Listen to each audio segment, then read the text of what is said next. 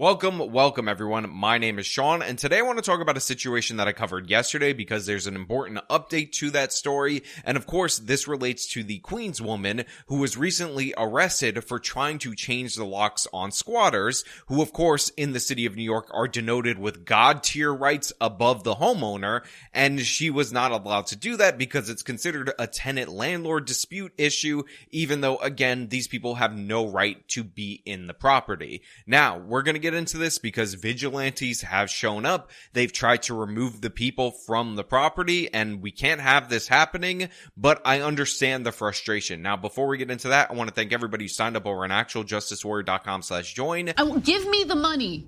Give me the money. Okay. And remind you that on Saturday, April 27th in Austin, Texas, I will be at the Mines Fest. Link to tickets in the description of this video. How about that? A squatter standoff. A property owner confronts a group of people she says moved into her $1 million home in Queens. And our cameras were rolling as dozens of officers showed up. So quick refresher for those of you out there in the audience. In the city of New York, for some ungodly reason, squatters' rights kick in for individuals at 30 days. So what this means is that if somebody gets into your property and they manage to not even stay the full 30 days, but to produce paperwork that says that they're there 30 days, and then you launch an investigation in order to get them out because law enforcement is completely powerless in this situation, and that extends beyond the 30 days, they end up having the rights of tenants, and then they're subject to basically a 2+ year long eviction process. I think the average time is 20 months, but a lot of times, especially with these independent homeowners, this goes on much longer than that. And this has become quite the lucrative scam for a lot of people in the city of New York, especially since they passed Local Law 53 in around 2020, which guaranteed people who are tenants the right to free representation. So essentially what these people do is they squat in locations that they find listed for sale or listed for rent, hope they don't get noticed for 30 days, produce fraudulent paperwork. When the police show up, the police are told that they have to, by law, say that it's a civil issue and that the homeowner has to go into the eviction process. And if the homeowner tries in any way, shape, or form to physically remove people from the property, that's an illegal eviction, which of course is a criminal issue, because why would we even bother having the same standards for the two different parties in this situation? And they end up getting arrested. And that's exactly what played out in the video that we covered yesterday. Now look, a lot of people were very passionate about this story, myself included. For a little bit of context, for a good long period in my childhood, that actually used to be my neighborhood. I didn't live particularly close to this house, but I did live in this area, this general area, for a while. So when I'm looking at these properties, I'm like, that's the stuff I grew up around. These are the people that I grew up around, not the squatters, but the homeowner. And to me, it's absolutely tragic that this home that was left to her by her dead parents that she puts up for sale ended up being stolen from her, and the law is powerless to aid her. In fact, the law goes out of its way to hurt her by granting all of these privileges and immunities and special protections and the right to free representation. When the owner showed up, I politely explained that this was my house now and they need to leave. So they call the police and I show them my lease agreement and the utility bills, and they tell the owner that this is a civil matter and they've got to sue me. This made the owner super angry, so she lawyers up and tries to evict me. Of course, I can't afford a lawyer, so I call up a tenant advocacy group who gives me a lawyer that's 100% free and funded by taxpayers. But other people covered this as well, and very passionately as well. Anna Kasparian of the Young Turks, along with Cenk Uygur, actually did a really good segment on this, and they actually combined it with the other squatting story that I recently did on this channel, where an elderly couple bought a home so that their disabled son, he had Down syndrome, an adult living with Down syndrome, could be near his brother who lived in the same neighborhood, so that when they passed away, it would be an easy transition for their adult son with Down syndrome. Well, guess what? In that situation, you had another squatting issue, and that story was even worse because that guy was renting out the rooms to other people, which, by the way, appears to be what's happening in this Flushing story with this woman who was arrested on camera yesterday, but we just don't have the proof of that. We don't have the listings of that as of right now. And yeah, they ended up in a situation, and they're still in that situation, by the way, where they can't turn off the electricity because that's considered acting like a slumlord and they could be criminally charged. And the person squatting in the property who's incentivized to destroy it and to make this as bad for the homeowner as possible in order to get a cash settlement is actually opening up the windows, running the gas and the heat and the air conditioning at the same time. So that prevents everything from going forward. Meanwhile, they've been paying all the bills, leaving windows wide open 24 hours, including thousands of dollars in utilities, and costing the family for the home that they're stealing from them $2,500 a month in electric bills. And believe me, as somebody who has to pay electric bills to the same company, being a New Yorker, I'm telling you, that is billed monthly. So the city of New York has created a situation where people are incentivized to do this. If you just get in any property for 30 days, you forge documents or whatever, even if you're caught before the 30 days, as long as you can drag out the initial investigation beyond the 30-day mark. And by the way, everything with the government takes more than 30 days, just in case you were wondering, then you can live in a property for up to 2 years. The average time for an eviction is 20 months. You can have all of your electric bills and all that covered by the actual homeowner, because it's illegal for them to shut off your electric or power. Even if they run out of money and you end up having your power or electric shut off, you can then sue the homeowner for that, which is ridiculous and absurd. And when they do take you to court and have to lay out the big bucks for an attorney in order to evict you, you don't have to fight it on your own. You can quite literally get a free taxpayer-funded eviction attorney to fight on your behalf, which ultimately ends up resulting in a settlement for you. And I actually reference this video over and over again as it relates to Portland, because a lot of cities that pass this free lawyer for eviction court thing are having this exact same problem. This made the owner super angry, so she lawyers up and tries to evict me. Of course, I can't afford a lawyer, so I call up a tenant advocacy group who gives me a lawyer that's 100% free and funded by taxpayers. So my out-of-pocket is still $0. So this lawyer fights on my behalf for months and months, really driving the owner crazy and costing her tens of thousands of dollars. Finally, the owner decided it would be cheaper to just give me a chunk of cash to leave rather than continue paying the lawyer. So she writes me a check for $10K and I move out. I didn't even have to clean the place up, and that's a good thing because I do a lot of drugs, and the house looks every bit of it. And even though that's supposed to be a parody of Portland's laws, Portland's tenant rights, it's actually a perfect instruction manual if you want to commit this type of fraud. And by the way, this is happening all over the country. There's actually stories of this that we've covered that are happening in Texas. So if you think your property rights are secure just because you're in a red state, you're dead wrong. We've done stories about that. And yes, almost all of these cases end up getting punted into the civil court. And by the way, it's been happening in Texas for a lot longer. How you doing? Minutes later, a locksmith showed up, but police gave her a warning before they left. I may end up in handcuffs today if this man shows up here and says that I have illegally evicted him. I said to them, let him take me to court the way I've been told to take him to court. But today, I'm not leaving my house. Less than 10 minutes after police left and the locks were changed. The man who claims to be the one actually leasing the house shows up. Call the police again. With the other guy, police took off the property. Now look, we did the story. We covered it. We covered the woman who said, you know what? I'm going to change the locks to my property. I may be arrested if I do so, because this is how the law works in New York, and it's crazy. And I think that they should be forced to take me to court instead of me having to go out of my way to take them to court. So we had this situation where she did change the locks. By the way, I didn't mention in the last video, but I'll mention it now. That police officer, the female one, is attractive.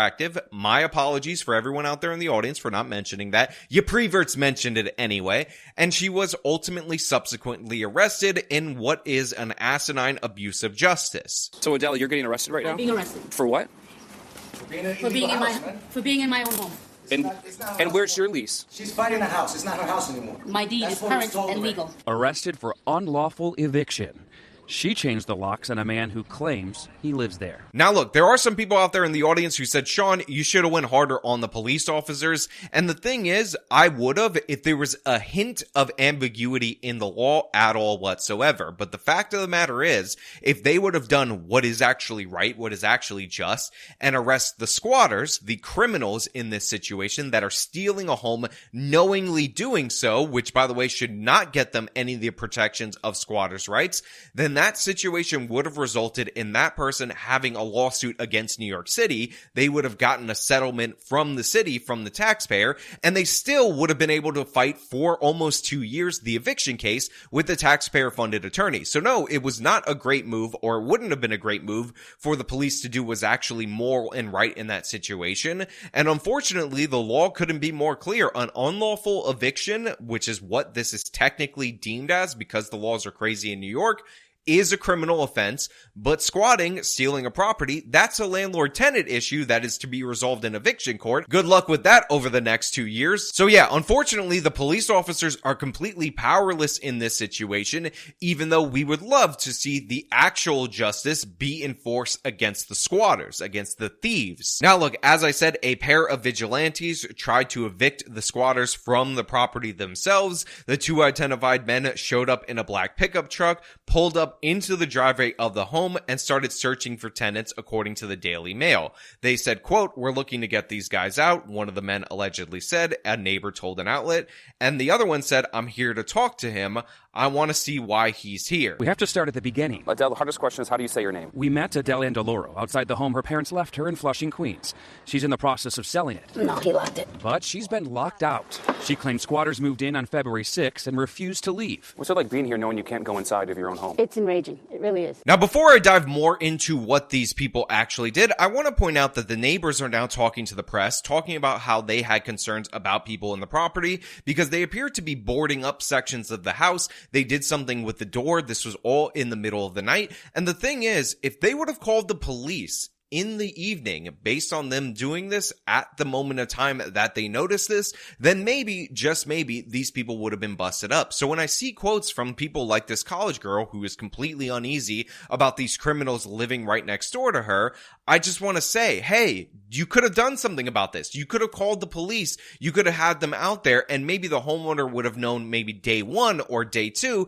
and that could have ultimately led to a situation where they were arrested. This whole drive to not get involved in situations like this really hurts because it was essentially on the homeowner to discover this maybe with 10 minutes after these people moved in, something like that, and then get them out because the investigation was always going to take a long time. But at least in that particular situation where they were in for the first night or second night, and by the way, they still don't have documentation to this day, as we learned from the ABC News segment. If you own this house, you would not want her inside. I don't own it. Exactly, Yes. she does. Yes, but then once again, you should know how the law works. I do know how it There's- works. There's rules to the as you got to go to court and send me to civil court. He says he signed a lease in October, but wouldn't tell us with who. I got proof longer than that. Show us the proof. But who are you for me to show? I showed it to cops. Dan with Channel 7 News. If you don't want to show it, you don't want to show it. Proof. Come here, brother. I like that. I would like to see it. He didn't show me a lease. This is a bill. A bill for work he says he had done to the house. He didn't show police a lease either. Maybe, just maybe, they could have got them. Now, I understand people don't know the situation, some weird activities going on, and all that. I get that that is a possibility, but you know what? Take a chance, call the police, have them come out there, get over this leftist programming that says if you ever call the police on anyone, especially if they're minorities, which, by the way, I know the guy's name is like Brian Rodriguez, so he's technically Latino, but he looks like a New York Italian to me. I'm not saying anything. I'm just saying, like, I'm Latino, I look pretty white, so maybe, you know, people in glass houses shouldn't throw hard stuff unless they're squatting in that house, and then they have the divine right to destroy whatever the hell they want in order to extort the homeowner. But yeah, maybe just call the police and see what happens, and maybe you could have saved this person a dire, desperate situation. So she ends up saying that she heard a drill and saw through my window that they were drilling holes into the wall and putting up boards. She said, quote, "I don't know if the board is still there, but it looked like they were trying to hide what was inside." A woman who requested to remain anonymous claimed that she saw one of the unethical dwellers carrying a door into the home late at night. The woman also noted that the for sale sign had been on the property for a long time before a person kind of came out of nowhere and just took over the home. Now, I want you to remember this. This guy is claiming that he paid to get work done on this property, which, by the way, I lease and rent in New York City. When you sign a lease, nowhere does it say that you could just do random work on the property on your own and then expense it to the landlord. That is not a thing that can happen, let alone changing doors, changing locks, and whatnot. In fact, if you have any lease, it tells you specifically not to do that. Or if you add an additional lock for security purposes, that you're supposed to provide your landlord with a copy of the key. But this guy was saying that, oh, he did all this work, you know, this very legitimate construction work that he was doing at 3 o'clock in the morning in order to change the locks and add new doors and block off the homeowner and block off people's outside view from what they were doing. And it's totally legit, first class all the way. Nothing to worry about. Don't even be concerned about it at all whatsoever. How you doing? Minutes later, a locksmith showed up, but police gave her a warning before they left. I may end up in handcuffs today if this man shows up here and says that I have illegally evicted him. I said to them, let him take me to court the way I've been told to take him to court. Now, I just want to point out to you guys out there in the audience that these guys changed all the locks on the property, replaced the front door, and they were not arrested for doing so. And one of the things that pisses me off about this is A, like I said, you're not allowed to do that as a tenant in a property, but B, this is exactly what this woman got arrested for, an unlawful eviction based on the fact that she changed the locks back after these people changed the locks against her. Now, anyway, like I said, these two individuals who were inspired by this particular story decided that they wanted to show up and show out for this woman. You could see them in the pickup truck. You could see them in the Trump shirts. You obviously know where they're coming from right here.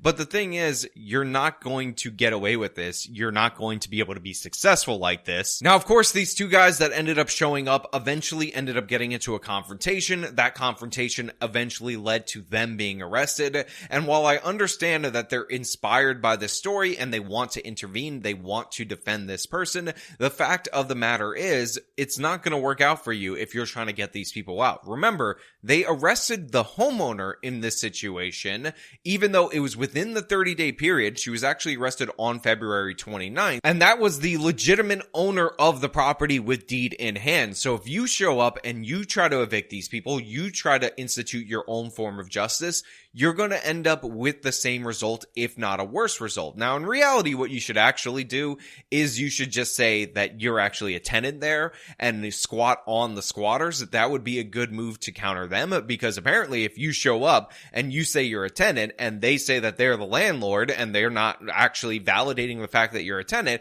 what will actually eventually end up happening is that they'll get arrested for unlawful eviction, and that will solve the problem. So I guess what we need to do in this situation is just have people compoundingly commit landlord-tenant fraud over and over and over again until we have a race to the bottom and everybody has been arrested for unlawfully evicting somebody. Like, I know I'm joking about this, but the fact of the matter is, presumably there's no reason why that wouldn't be able to work if the law is so overwhelmingly in favor of the fraudulent tenant rather than the landlord. But another thing that you could do is actually reach out to the city council members that are in power that could change this law, that could change this 30-day period and do something about it. And that's what I'm going to do right now for you guys out there in the audience. So first things first, the congresswoman that covers this district is known as Grace Meng, a Democrat. Her phone number to her office, by the way, I'm only giving out the official office number, is as follows. It is 718-358-6364. The city council person who covers this specific area is a woman called Sandra Ung. Her listed office number, again, only giving out official lines of communication, is 718-888-8747. And there's also state assembly person Ron Kim, and he can be contacted at 718-939-0195. And his Albany office number is 518-455-5411. Now look, if you're going to contact any of these representatives, and by the way, I'm going to leave links in the description with the email contacts and all that if that is your preference, I encourage you to be cordial and polite. Being rude and belligerent will not get anything done, but let them know and emphasize the fact that you are unhappy with their complete and utter disregard for the average, ordinary, everyday citizen, their property rights, and how they've basically bent over backwards to aid the criminal in this scam. And honestly, I hope to God that any of these people that I named, the congresswoman, the city council person, the state assembly person, has somebody squat in a property that they own, because as soon as that situation occurs, as soon as somebody in power has to deal with what they're enforcing on the general public, all of a sudden that 30-day period is going to change. All of a sudden, those no documents being put forward as a requirement in order to say that you're a tenant at a place, that's not going to be acceptable anymore. We need to put the pressure on these representatives in a very polite and concerted way. And yes, this is one of the steps that you can take in order to deal with this situation. Now look, as of right now, I have not found a fundraising thing for this particular homeowner. If I did, or I do in the future, I will link it in the description. But I would like some way to aid this person with her legal costs so that she doesn't settle, because I don't want these people to get a damn cent from her. But hey, those are just my thoughts. So let me know your thoughts down in the comments below. If you like this video, show them by leaving a like, subscribe for more content, follow me on my social medias, support me via the support links in the description of this video. This has been me talking about this squatter disaster. Till next time.